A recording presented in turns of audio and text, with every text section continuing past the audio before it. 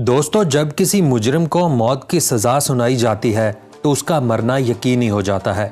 मौत की तारीख आने से पहले ही इस इंसान को ठंडे पसीने आना शुरू हो जाते हैं और वो अपने जिंदा बचने की जदोजहद तर्क कर देता है। लेकिन जब कोई एक बार नहीं बल्कि 3 बार फांसी लगाने के बावजूद भी जिंदा बच जाए तो ये अपने आप में एक अनहोनी होगी। बिल्कुल ऐसे ही जानली नाम के शख्स के साथ हुआ, जिसे मौत की सजा सुनाई गई और इसे 3 बार फांसी के फंदे पर लटकाया गया, लेकिन वो हर बार जिंदा बच गया। ये सब हुआ कैसे, ये सब समझने के लिए आपको सबसे पहले ये जानना होगा कि पहले वक्तों में फांसी की सजा कैसे दी जाती थी। हम आपको बता दें कि पहले वक्तों में इंसान को सजा देने के लिए इन्हें जलाने से लेकर इनकी बॉडी पार्ट्स काटने तक की चीजें होती थी। लेकिन वक्त जैसे जैसे बदला, सजाए मौत के तरीके भी इसी तरह बदल गए, जिनमें इंसान का गला दबाकर मौत देने से लेकर ऊंचाई से नीचे गिराने तक के तरीके आजमाए गए। इस तरह के मेथड को स्टैंडर्ड ड्रॉप कहा जाता है और इस तरह के कई सारे तरीके आजमाने के बाद 1872 में मौत की सजा देने के लिए एक नया तरीका इजाद किया गया, जिसमें मुजरिम को एक रस्सी से लटकाकर एक तख्ते पर खड़ा कर दिया जाता है।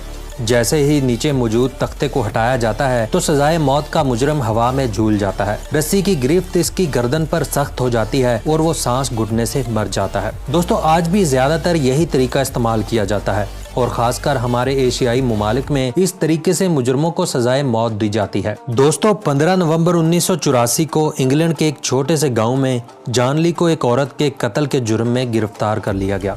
हालांकि जानली खुद को शुरू से ही बेकसूर बता रहा था, लेकिन इसके पास से कुछ ऐसे सबूत मिले जिससे ये जाहिर होता था कि ये कत्ल इसी ने किया है। सबसे पहले तो जिस औरत का कत्ल हुआ था वो एक अमीर घराने की औरत थी, जिसके यहाँ कई सारे नौकर चाकर काम करते थे। जानली भी इनमें से एक था, जिसने वहां से नौकरी छोड़ दी और नेवी ज्वाइन कर ली थी। नेवी में चोरी का इल्जाम लगने और जेल होने पर इसे वहां से भी निकाल दिया गया।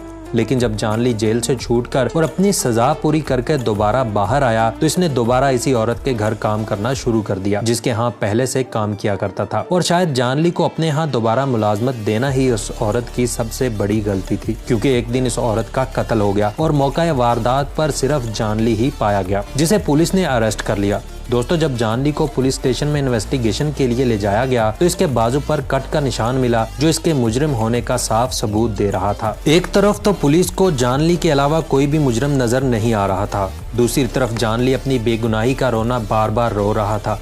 लेकिन अब जाहिर सी बात है कि जानली के अलावा मौका वारदात से और कोई नहीं मिला और इसके हाथों पर लगे कट के निशान भी यही जाहिर कर रहे थे कि दाल में कुछ काला है। और फिर ब्रिटिश पुलिस ने भी अपना ज्यादा दिमाग और वक्त बर्बाद करने की बजाय जानली को ही गुनाहगार मानते हुए कोर्ट में केस का ट्रायल शुरू कर दिया, जहां कोर्ट ने भी इसको ही मुजरिम माना और इसे मौत की सजा सुना दी गई। दोस्तों, इतना कुछ होने के बावजूद भी इस दौरान जानली बार बार यही कहता रहा कि वो बेगुनाह है, इसने कत्ल नहीं किया और अगर दुनिया में कहीं भी किसी खुदा का वजूद है तो वो मुझे बचाने जरूर आएगा, क्योंकि मुझे खुदा पर पूरा यकीन है और इसे पता है कि मैं भी बेकसूर हूँ। दोस्तों, 23 फरवरी 1885 वो दिन था जब जानली को सजाए मौत दी जानी थी।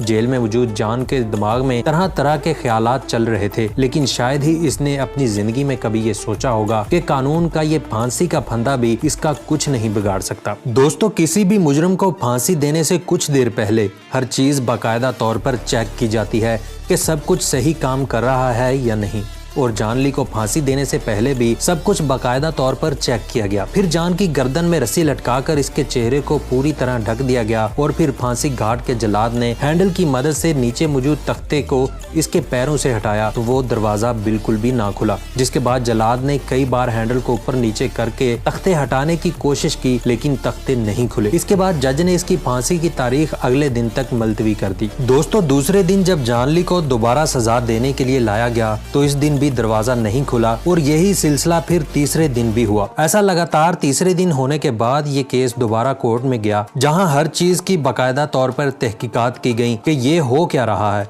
क्योंकि एक शख्स का 3-3 बार फांसी से यूं बच निकलना तारीख में कभी नहीं हुआ था और इसी वजह से ये केस हाई अथॉरिटी तक गया। इस चीज की इन्वेस्टिगेशन शुरू हुई कि आखिर फांसी की सजा 3 बार कैसे रुक सकती है, और जब पूरी तरह तहकीकात की गई तो ये मालूम पड़ा कि एक लोहे के टुकड़े की वजह से तख्ते नहीं खुल रहे रहे थे। उन्हें खोलने की जब भी कोशिश की जाती तो तख्ते जाम हो जाते। दोस्तों कुछ भी कहिए, लेकिन जॉन की ये बात सच साबित हो गई कि अगर इसने कुछ नहीं किया तो इसे सजा नहीं हो सकती। और इसलिए शायद कोर्ट को जब ये पता चला कि जॉन ली एक बार नहीं बल्कि 3 बार सजा से बच गया है, तो जज ने भी ये समझ लिया कि जॉन ली को जब जब सजा के लिए ले जाया गया वो तब मौत के खौफ से मरा होगा, ये सोचकर कि अभी मेरी मौत हो जाएगी। जज ने ये फैसला सुनाया कि जॉन ली की सजा के लिए इतना ही काफी है, क्योंकि जिस शख्स ने 3 बार मौत को शिकस्त दे दी इसे छोड़ देना ही सही फैसला है। फिर दोस्तों जॉन ली को छोड़ दिया गया, लेकिन जेल से छूटने के बाद जॉन कहाँ गया इसके बारे में किसी को कोई पता नहीं था।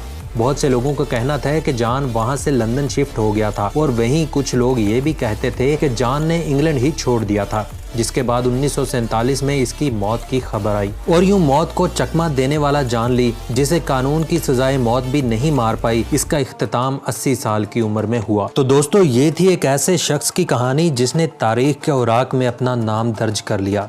भले ही ये ब्रिटिश सरकार के लिए शर्म की बात थी कि एक ही शख्स 3 बार फांसी से बच गया, लेकिन अगर देखा जाए तो ये कहानी हमें बताती है कि जब तक आपकी जिंदगी ऊपर वाले ने लिखी है तब तक आपको कोई नहीं मार सकता, फिर चाहे आप सजाए मौत के मुजरम ही क्यों ना हो। आपकी इस बारे में क्या राय है हमें कमेंट करके जरूर बताएं।